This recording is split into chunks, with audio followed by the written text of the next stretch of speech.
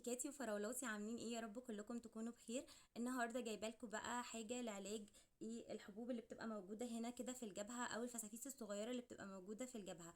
غالبا الحبوب دي بتكون حبوب فطريه، فخلينا نعرف احنا ممكن نعالجها ازاي. اول حاجه لما نيجي نغسل بشرتنا، دي اول ستيب هي اللي هتكون اساس العلاج.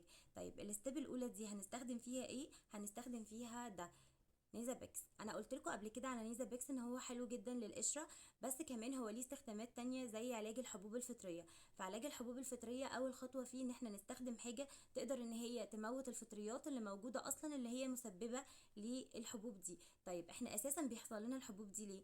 لان احنا كتير لما بنغسل شعرنا، او بنيجي بعد ما بنغسل شعرنا بننشفه وبنحط بقى عليه زيوت او بنحط كريمات. الحاجات دي يا جماعه انا قلت لكم ان هي بتعمل قشره لو وصلت لفروه الراس.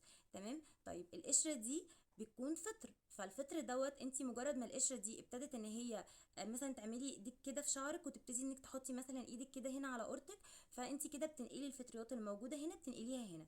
تمام. دي حاجه. الحاجه التانية ان احنا ممكن الحاجات اللي احنا بنحطها اصلا على شعرنا بتنزل على قورتنا كده من هنا، فهي دي اللي بتكون لنا الفسافيس دي.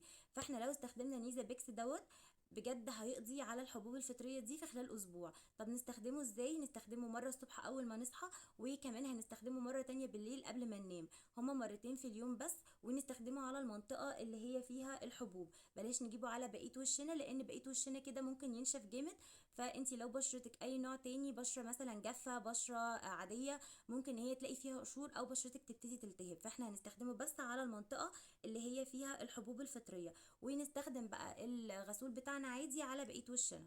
النهارده ده كان الفيديو. لو عجبكم الفيديو ما تنسوش تعملوا لايك وفولو وشير. باي باي.